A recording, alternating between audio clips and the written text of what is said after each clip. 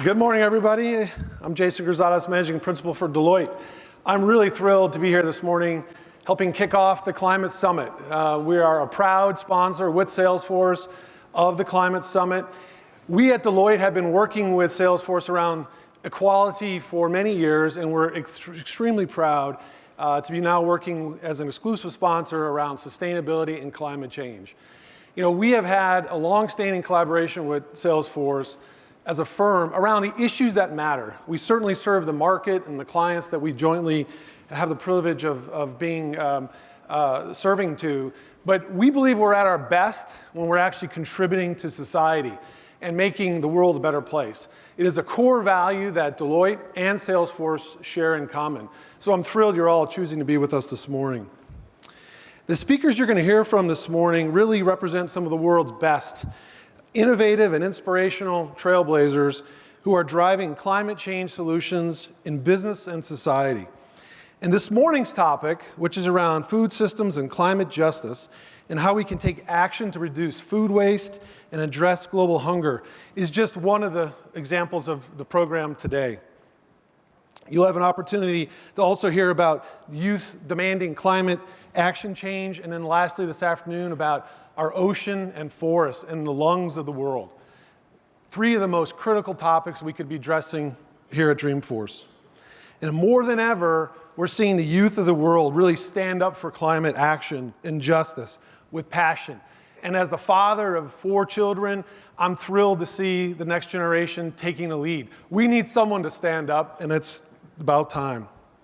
And through the use of technology, the reach of the youth of the world is really unprecedented. And the major donors and leaders of corporations and large organizations have got to take notice of their leadership and action. Now, Deloitte is at the center of this pivotal moment in our history. We are working alongside the World Economic Forum and also with Salesforce. We're creating a new platform called Uplink. Uplink is a powerful digital platform that will enable the next generation of socially and ethically minded entrepreneurs, startups, and innovators from around the world help solve society's most pressing challenges. It's really targeted towards the UN's 17 Sustainable Development Goals. And if you haven't checked those out, they're really a roadmap for the changes that need to occur around the world. The first Sustainable Development Goal that we're focused on is around life below water, our ocean. So along with Salesforce, Deloitte has been working with a number of organizations, but one in particular is the Ocean Cleanup. You may have heard of them. If you haven't, check them out. The Ocean Cleanup, a really dynamic Dutch-based not-for-profit organization who's developing innovative technology to rid the world's oceans of plastic. Very personally, I had the real distinct pleasure of being in the Bay here in San Francisco, helping launch the Ocean Cleanup's first mission to the Great Garbage Patch, which is in the Pacific between here and Hawaii, developing innovative technology to change our oceans for the good. Their most recent effort around the Innovator, which is around the Interceptor, which is around rivers cleanup, is their latest innovation. So we at Deloitte are building an equitable and sustainable business ourselves for the long term and wanting to do our part to accomplish the triple aim. The triple aim for a business should be around people, profit, but the planet as well. And our firm has declared that commitment in our own Global Impact Report, which is just recently released. So with that, without further ado, it's my pleasure to introduce the moderator of our first panel session today, Ms. Louisa Burwood-Taylor.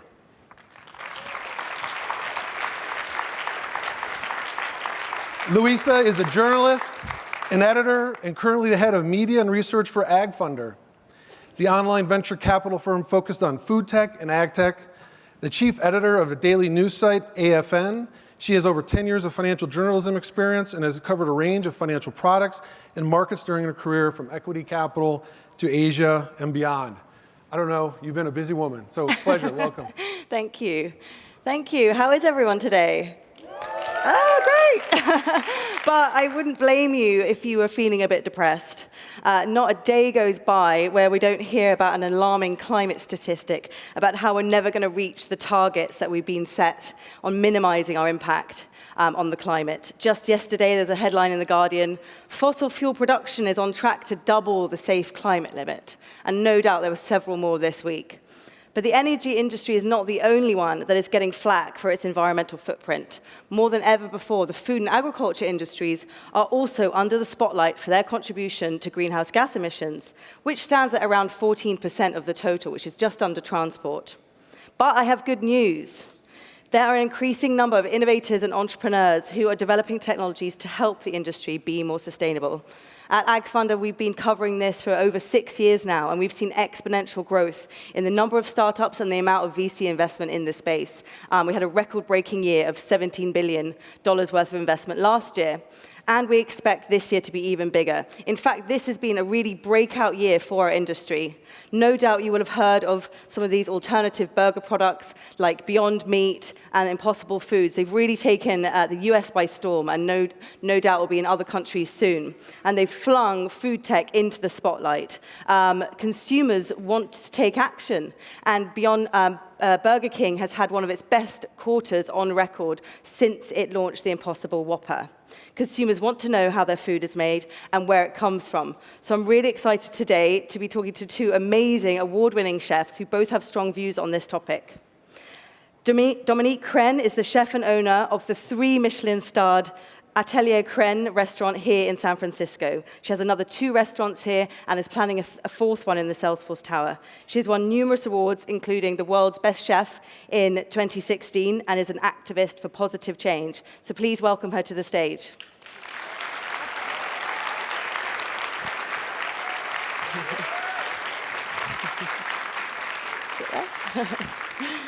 Samin Nosrat is the author of the New York Times best-selling cookbook, Salt, Fat, Acid, Heat, which was adapted into an award-winning Netflix docuseries in which she stars. She learned to cook at the legendary Chez Panisse under Alice Waters. She's an educator, she's a food columnist, and she's very focused on empowering people to cook at home. So please welcome Samin to the stage.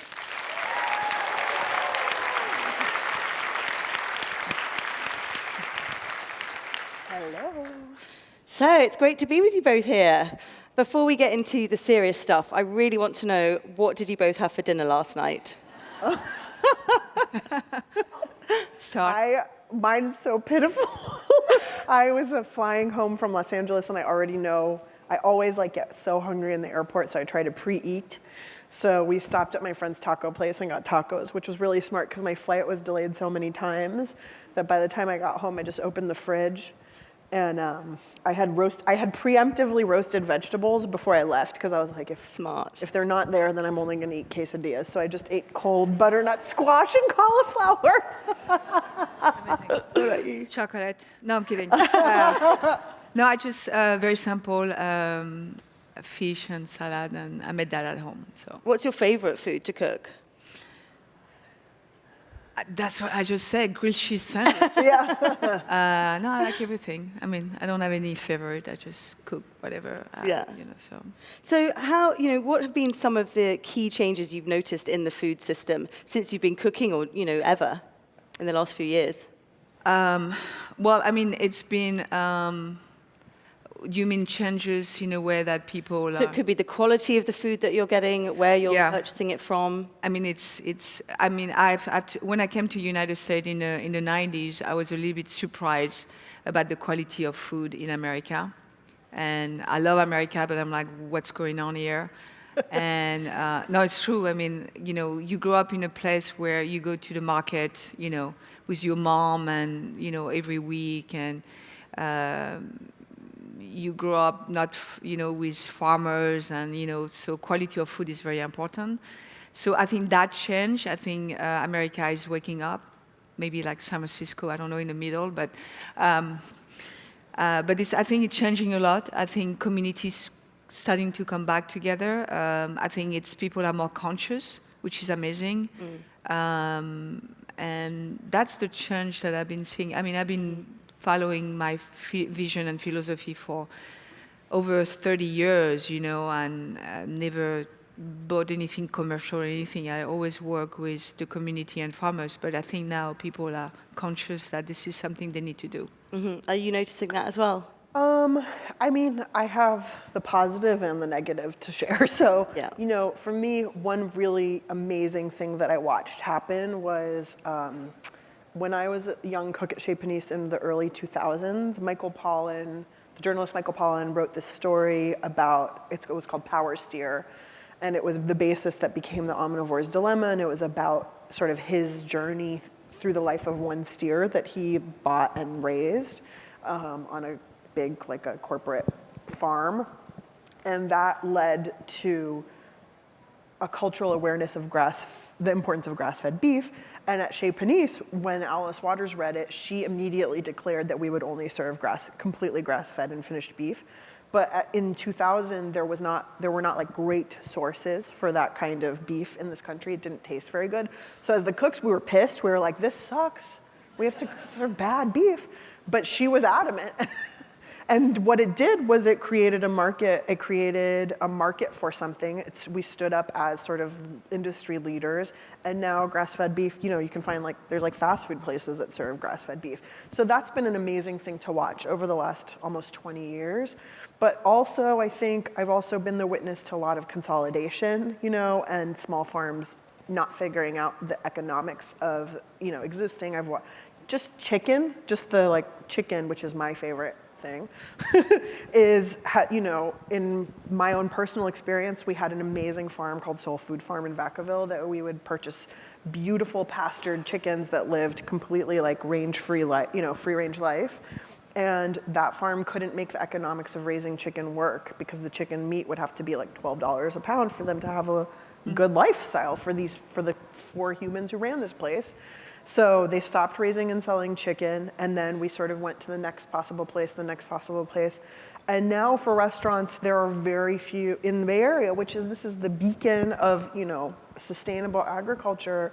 We all pretty much just buy Mary's Chicken, which is a pretty big factory farm. You know, it's an organic one, but to me, that's something that we don't really talk about because you just slap the word organic, you slap the word free range, you slap the word whatever. Right. Walmart is this amazing source of organics now. Costco is an amazing source of organics. And those things are really important for our environment, but also like what does it actually mean sort of behind the curtain? Those are questions I don't find people asking. Yeah. Mm-hmm.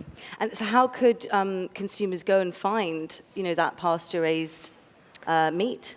I think people have to, we're just getting straight into it, guys. Like, I think it's a really complicated thing. I think we all need to be paying more for our meat. And because when you see what it means about the lives of the animals, the lives of the people who are raising these animals, for you to insist that your chicken is $2.99 a pound for organic or $5.99 a pound or whatever, it doesn't translate. And yet for me to sit here on this fancy stage in this fancy building, you know, with you fancy people and insisting that we all pay more for our food is a really complicated thing to say when there's so many people for whom food access is really complicated and difficult and impossible. So I think it's a systemic question that we're not sort of pushed to ask questions about. We're not pushed to look into, and I think it comes down to individual responsibility because this food system is not going to capitalism doesn't want you to ask questions. They want you to just order your food from WholeFoods.com or whatever. So it's a tricky thing, but for like a simple answer, start going to farmers market, start getting to know your local producers, you know, go visit that farm, see how those people live, see how their workers live. That's you know, the first step, I think. Mm-hmm. And Dominique, with your restaurants, how involved are you with the farmers that you're sourcing from? Well, I'm very lucky. We are very lucky because we have a farm up in Sonoma, so which is biodynamic and organic, and it's just, you know, it's a lot of work, takes a lot of time, but at least we are producing, you know, the things we want to serve on the menu. Farmer market, deal with your farmer. It's number one thing, but I know it takes a lot of time. But also, you know, it's about us changing, you know, our behavior. You know, we spend, I don't know, 24 hours on the phone. Maybe it's nice, you know, out of those 24 hours, take about 10 minutes out of your day, go to the farmer market and just like really connect with those people because they need us too, you know. So, I mean, it's complicated, you know. It's so complicated. I think we are in a world that we've been giving so much but we forget to give back. So now I think it's time to just like realize that we messed up this world pretty badly. And it's not about being, vegan or vegetarian or like going to the extreme, but it's also understanding that there is a huge problem. I mean, the food system is complicated. The farming is complicated. When you say, yes, Mary Chicken is organic, but everybody is using it. It's like, you have to think about this. So what do we do, individually to make things better, we can preach a better food system, but I think it's up to us, each of us, to every day to do something that has, a meaning and an understanding. So be more conscious about what you do, and be more conscious when you go to a store. And I know it's a problem also that it's expensive. Organic is expensive too. But it's BS for me because, I mean, some people are organic and they're not really organic. Yeah, It's it's like just we the need to find a way. certification. And maybe we need to have a different president, of the United States. That yeah.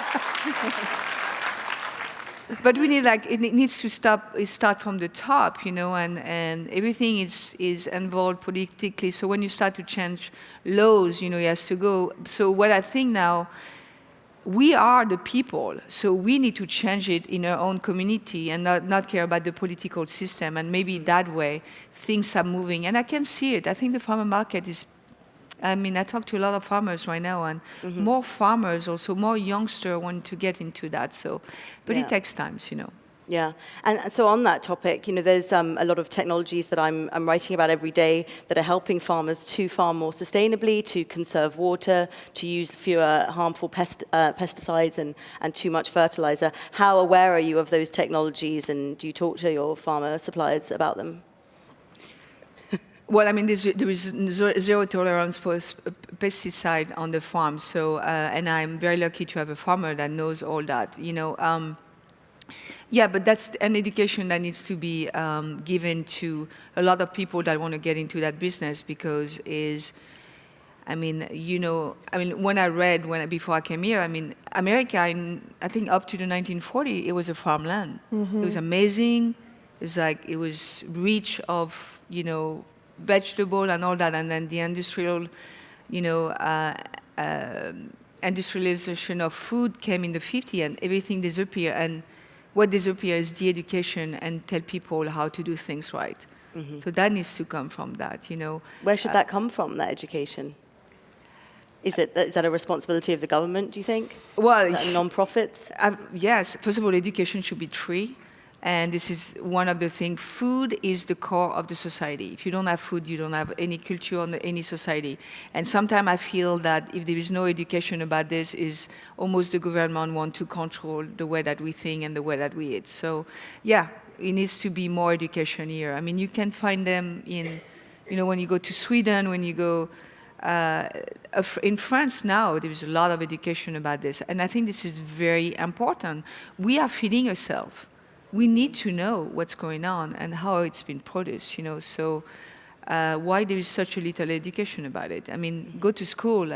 What our children are eating at school is Horrific. It's horrific. It's like lower grade than most prisons, what's served in schools. Just in the elementary school around the corner from my house, my friends take their kids, and in Oakland, all the kids have available to them is free breakfast. It's just built into which is great.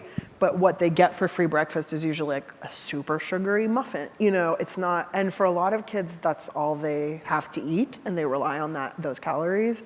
But also, is that really the thing that's going to nourish them and help them perform the best at school? And so the people who really need those systems to be changed are the ones who have the least sort of power and resources to make those changes. So I agree with you. I think it's all about individual change. This is also like we've taken on the very largest version of this conversation. We're talking about every sort of this like as broad as possible. But I spend a lot of my time thinking about sort of the responsibility. We can sit around and discuss, crop subsidies that date back to the early 1900s and all of these things that have resulted in the way things are. And also, so I do think a lot of the responsibility does fall to government, but government's not going to be motivated to make any changes until we ask for that. And I think because a lot of us are so disconnected or don't have this information or don't really understand what makes a box of cereal be $3.99 and actual corn be more expensive or whatever, like the calories per calorie be more expensive, we don't have those tools. And so to me, my hope is to help educate people, to help inspire them, and to move people to really be motivated to make individual change in the way that we eat.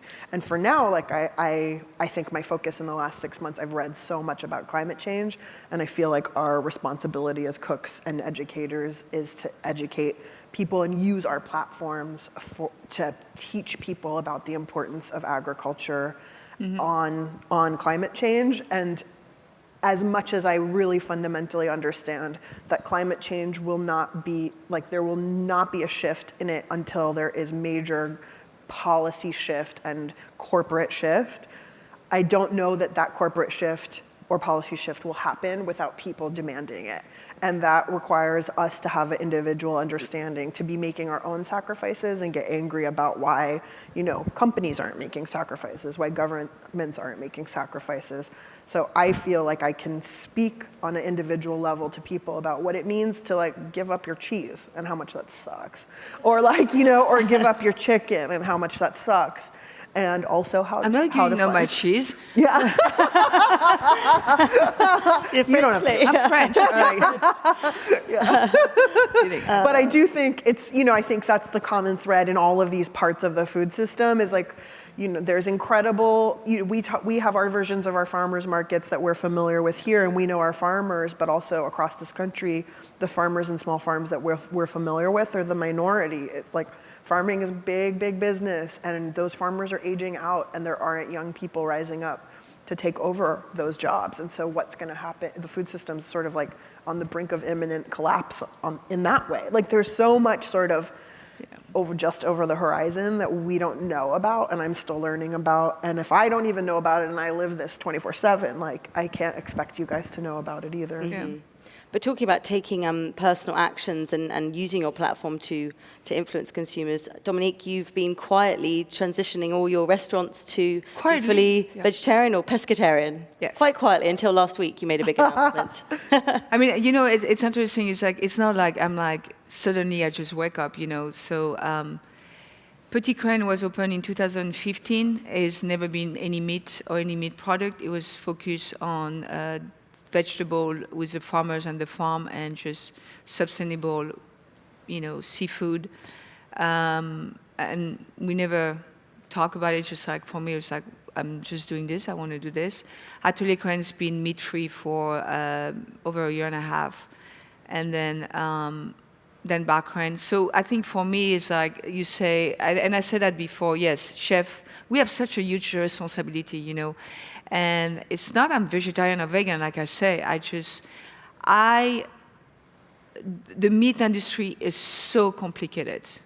And I'm sorry, I don't want to use a piece of meat in my restaurant, which I don't serve a lot of people.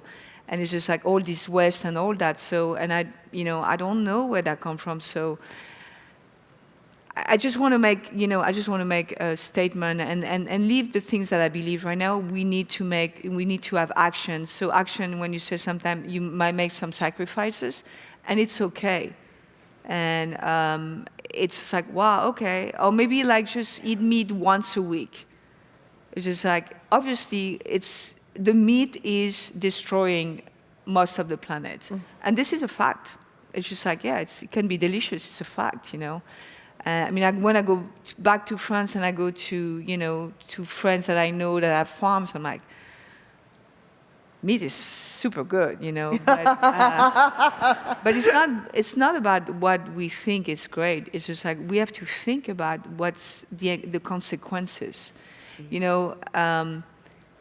I was saying the other day, it's not about meat, but it was about plastic. Plastic was one of the greatest inventions in the 1970s, okay? But it was a great invention, but nobody thought about the consequences. This is 1970. What's year we are? 2019. Plastic is destroying the planet completely, the ocean and everything. So it's just like, so I think when we do something and when we buy something, and I say that eating and food is an act of activism, we need to understand the consequences when we do something. And that's what I'm doing right now. It's like, if I do something, there is a purpose, but there is consequences. So I want people to be aware about this. And yes, it's not easy to change a way of doing things, you know? And it's also about inspiring consumers. I mean, it's difficult trying to remove meat from your daily lives. That's always the sort of central focal point of a meal. What advice can you give people about how to do it? Yeah. I mean, if you take meat away, then you're like, how many quesadillas do I have to eat or whatever, right? You're just like, it's this big filling thing, and it's for so many of us, not everyone, but for the vast majority of cultures in the world, it's a centerpiece or at least a really important part of at least dinner, if not multiple meals in the day. So to ask people to give that up is a huge thing. I mean, I was reading this amazing book. It's called We Are the Weather by Jonathan Safran Foer. And in it, he points out that, I mean, the whole book is about changing the way you eat. He doesn't even broach the topic of your diet till page 70. And on the way there, he's like, this topic is so touchy for people that in an inconvenient truth, you know, Al Gore's film, which was at the time and still in some ways like the biggest sort of statement and communicator of information and the importance of this issue for people at large, he never mentions food. He never mentions changing our diets because it's such like a tricky thing to broach, especially if you're a politician, because it has to do with your childhood and your nostalgia and your family and your culture, and it's asking a lot of people.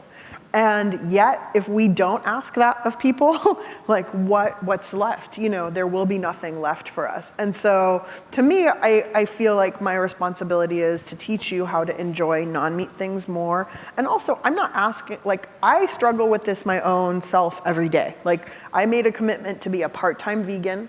I'm a daytime vegan, nighttime non-vegan, nighttime chicken, and cheese.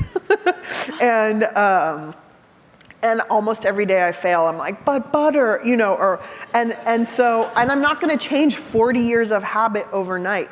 But what's important to me is to try and to talk about it, because, you know, Thanksgiving's coming up. Like, do you really need that turkey on the table? Turkey sucks. Like it sucks. like turkey's always dry. Eat all the other stuff. I mean, yeah, like it's just and.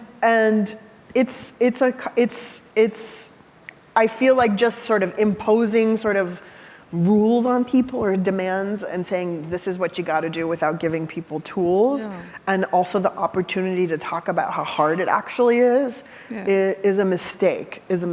But also we don't know how to cook vegetables. Like, we have been so separated from that. And also, if you know, most Americans grew up with vegetables from a can. Also, I mean, frozen vegetables are amazing. I think I always have a freezer full of them so that I always have them when I come home from a trip. But people are not connected to it. You know, I make cauliflower and people are like, what spices are on this? And I'm like, it's literally salt and oil. Like, they're, you know, and they're like, is it special cauliflower? And I'm like, no, it's like, you know, but it's like people feel so divorced from our food. And that is, you know, due to years and years and years of things that were outside of our control. So to me, I'm like, how do I empower you, give you a little bit of control, and also motivate you to make some change? And motivate you, maybe if I get, you know, 5 of you guys to go read that book or to commit to eating less animal products, you will then have to talk about it around the Thanksgiving table, and maybe that passes on, and that passes on, and that passes on, and you don't know who it's passing on to, and you don't know how many people it will get to, and maybe at the next election, people will vote differently. And often, it's local leaders who make the biggest and most immediate changes, not the, I mean, as much as whatever, but, but though, and that's who we need to sort of be setting the standards. And in California, we are often the trendsetter for the rest of the country. So to get people in power here who will make those changes, right, you know, outlaw plastic bags, outlaw that kind of stuff, that's the stuff that then trickles out. But I think it's all about balance, you know? It's not about like extremisms, you know. No, It's just it's we're never bad. going to make it because Yeah. everyone's not going to go for it. No. And this is a thing where everyone that's has to okay, buy you in. know. Yeah. So In the UK, it always was to have meat and 2 veg. That is always like the sort of recommended meal to have. What can be replacing that meat now? Is there any kind of easy fixes? You know, I hear that a lot of people are eating mushrooms, more like almost mushroom steaks or I mean, it's- squash steaks. Do you have any tips for things that you serve at your sometimes restaurant? what is everything can replace meat. I mean, there is country that is they have been vegetarian since the beginning of time, you know. So it's about how you. The way that you cook and the way, I mean, vegetable are the rock star, man. It's like delicious, you know. But it's just if you get to that mindset of like, oh my God, what I need to replace my meat. It's like, no, what's out there that is delicious and I can try. See that we need to like. It's not about replacing something. It's about evolving and trying something else. You know. What do you think of the meat alternatives? So I mentioned a couple: the Impossible Burger and Beyond Meat. You saw me take a deep breath. Well, I was like, I mean, I have a problem with it. Okay, why is that? And are you talking about the plant-based burgers? As that's what you have a problem with? Well, I'm not going to say which burger it is, but I was on a panel with one of the CEO and the founder of it. It's like, do you want to make a plant-based burger? So make it good for the environment and make it good. And it's like, what is in your burger? And it's like, it's soy, wheat, it's all those shitty byproduct that is like pesticide and all that. I'm like, what the hell? You know, it's like, so, yeah. So if you want to do something, it's just like you gotta. I mean, obviously, there's something. It's an alternative for it's an now. alternative, but Yeah. I think there is other way to. It's like if you do a burger that is meatless, it's not a freaking burger. I'm sorry. I mean, it's something else, right? Well, okay, I have a slightly different take, which is, you know, so many people rely on fast food for their calories and for their getting through the day. So to me, I think it's a both and. Like everything about climate change is both and, not either or, not either systemic or individual, not either vegetarian or whatever. But I think if like some percentage of fast food burgers can be replaced with Impossible Burgers, I'm all for that. I'm all for that because the most immediate thing that we have to do is like sort of replace animal agriculture with something else. And there's not going to be some clean sort of swipe that we can do to fix the whole food system in one go. So I actually think Impossible Burgers kind of taste kind of good. I mean, they sent me a whole bunch. They've been in my freezer. They're still there. Like I haven't eaten them, but I probably will. I think it's been maybe 20 or 30 years since I've had a McDonald's burger, so I think I don't have a lot of like comparison. But I usually, when I go to In-N-Out, I just get a grilled cheese. I don't need that. Like to me, I just want all the sauces and the cheese. Yeah. And so Me too. Yeah. So but I'm not the person they're aiming at. So I'm just glad that it exists. I'm glad that a lot of people think that it's a good alternative. I don't really want to eat that. What I think a lot of people miss when they are trying to look for a meat alternative is umami and texture.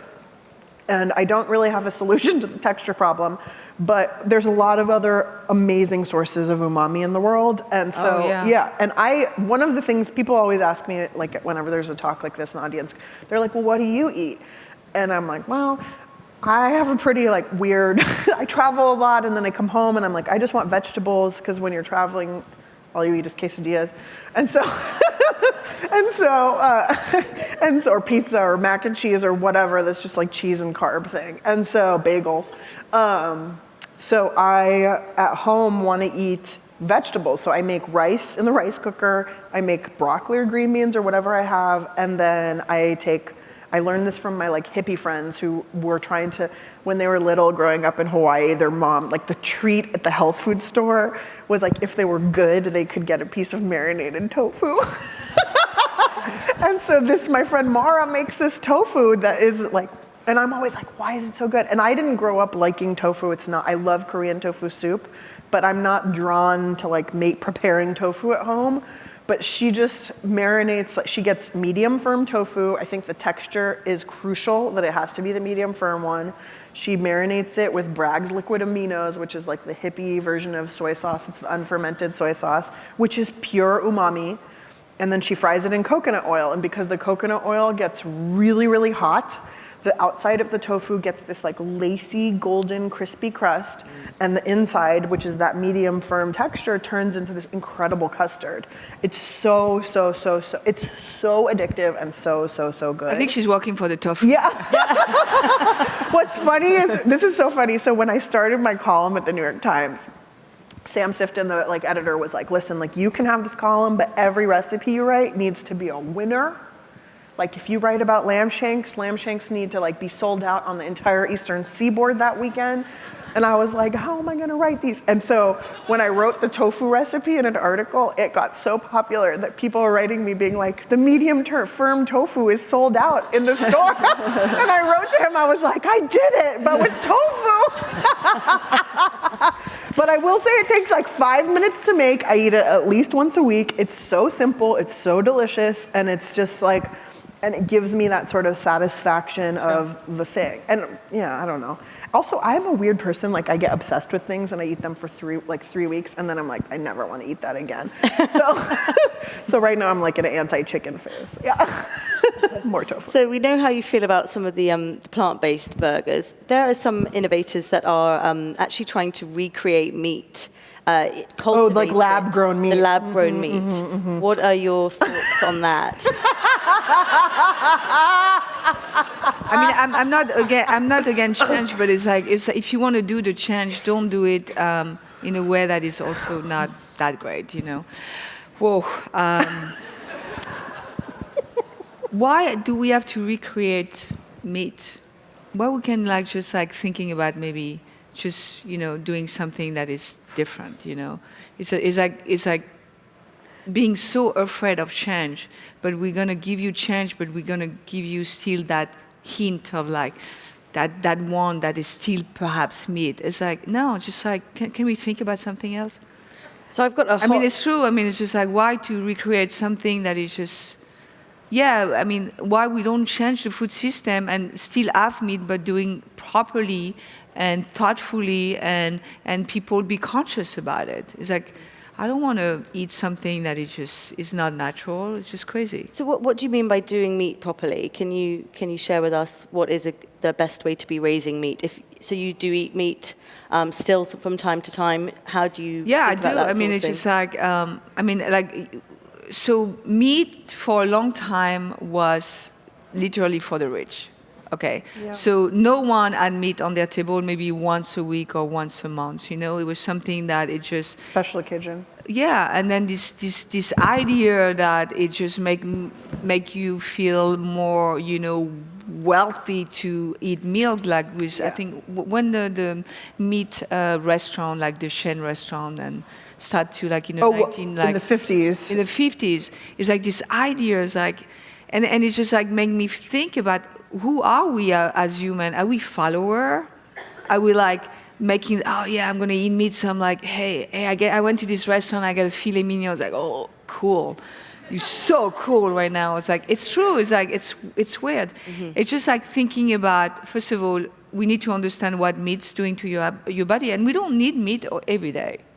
We don't. Mm-hmm. And so it's like changing the behavior. And like when you do that, then you also have maybe farmers that start to rate things differently, And when the market is, then there is nothing to sell. Mm-hmm.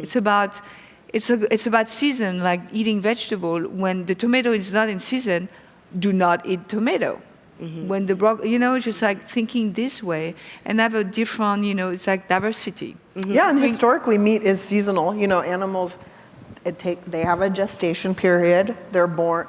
Yeah, exactly. Historically, they're born new animals are born in the spring. That's why we eat lamb at Easter. There is a reason for this thing, and all of that stuff has been manipulated and perverted to be able to offer us everything at every time. And as populations across the world sort of get out of poverty and there's bigger middle class across the world, those people have been watching TV and watching people eat meat on TV since the beginning of time, and they're like, I want that now too for myself. And so that a lot of the meat in this world is not even being, not to say America doesn't have its problems, but there's a global a new middle class, and what they want is beef. And so Yeah, because it's like it brings you to a different class for them. Totally, and it's a signifier. Yeah. And that, to me, has nothing to do with like cooking or anything. It has to do with the messages that we're sending out to the world about what makes you a happy person. Yeah. I mean, I get a chocolate croissant in the morning. It makes me so happy. It's true. So I didn't get one. So based on your reactions to those two innovations, I suppose, plant-based meat and the cultivated meat, I want to do a hot or not round with a few other trends. Yeah. So you have to say hot or not if you think it's a good idea or not. She's all not. For everything. Robotic restaurants. No. Oh my God. No. And you know what? For me, this is like, sorry, I'm interrupting your lightning round, but like, this is really important for me because, and I'm sure for you too, because to me, actually, one of the most offensive things, and it's actually in a lot of ways a symptom or a representative of all of this other stuff that we're talking about. Probably 15 years ago, I used to say, I was like, okay, well, everything's being digitized, but at least food will never be digitized. At least, like, even in the saddest version of eating, if you are a total hermit and you order takeout, you have to open the door and give the money to the guy who brought you your takeout. Or you have to go to the grocery store and interact with the cashier.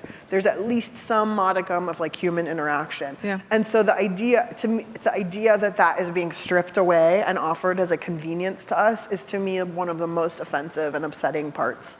And also a symptom of everything else, the digital, and I say this as a person who spends a lot of time on my phone and I hate myself for it, but I'm addicted too. And yet, I feel so much better when I put the phone down and I go out into the world and I interact with somebody. So a robotic restaurant is one of the most offensive. And I was so, secretly, I had Schadenfreude when, the robotic quinoa restaurant in Berkeley went out of business. I was like, yes. Yeah. What about alcohol-free drinks? Oh, hot. What is that? Well, That's good. there are companies creating something that gives you the feel of a spirit that you might mix with it, like a gin and tonic, but it's a non-alcoholic gin. So water. Then. That's not. It's water. No, I'm just water. CBD. Sorry. It's great. Oh, CBD is cool. CBD. Yeah, Me too. CBD I'm is into good. it. Hot. Yeah. Yeah. Okay. I had some. Well, honey. I went through 16 treatment of cancer treatment. So CBD is good. Amazing. Yeah.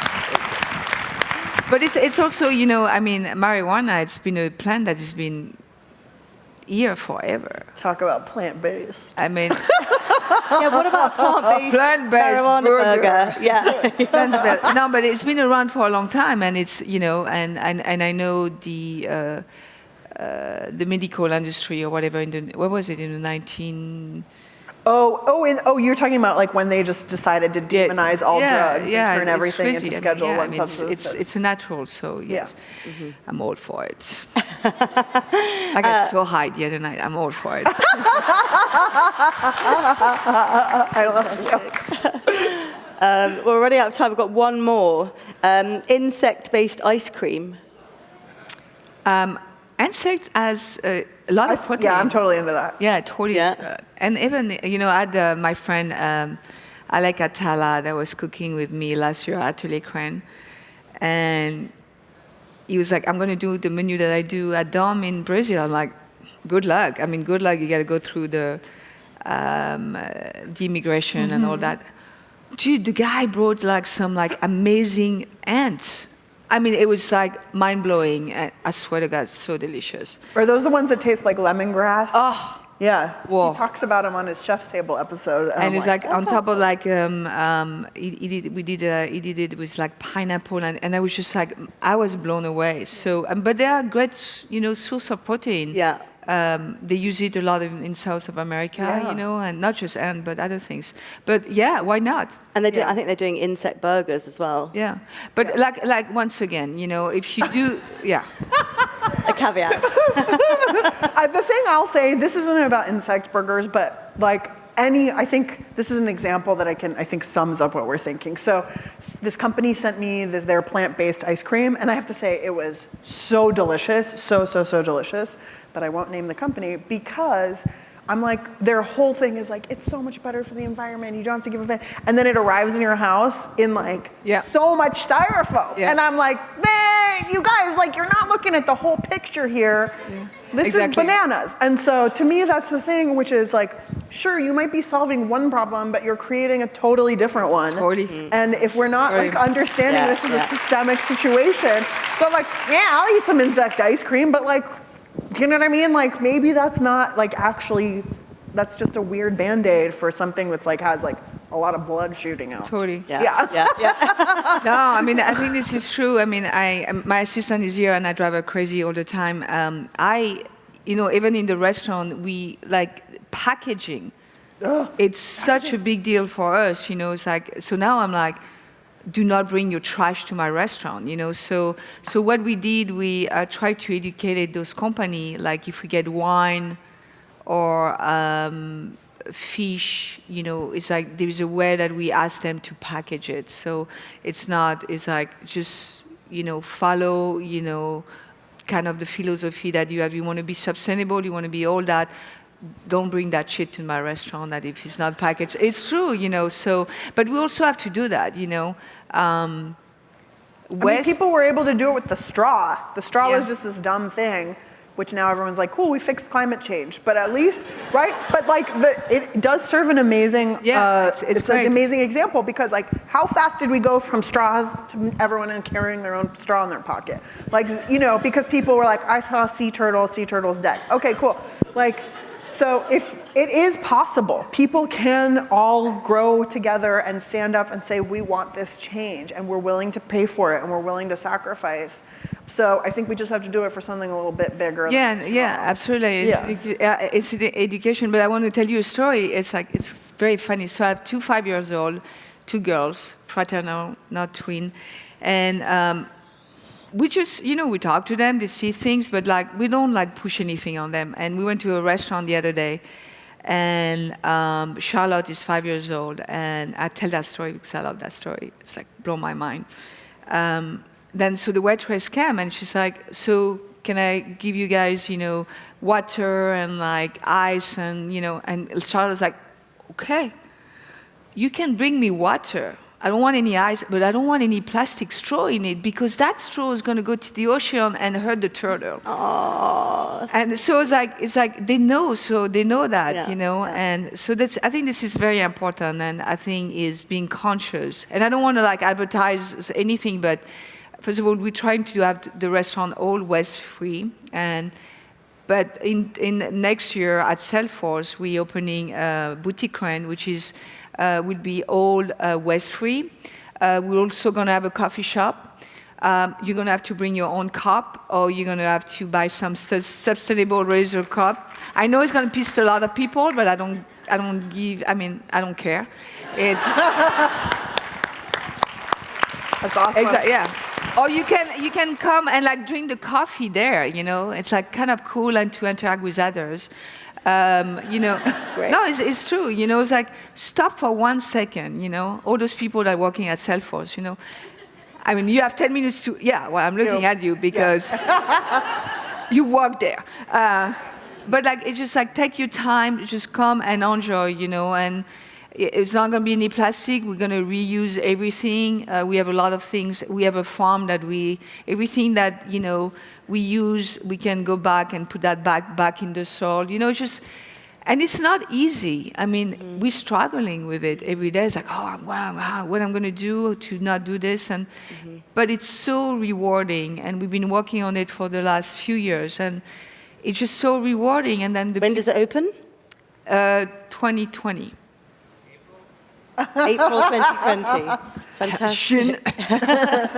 Well, we're going to have to wrap up now, but thank you so much for a very inspiring, very fun No, let's conversation. stay here.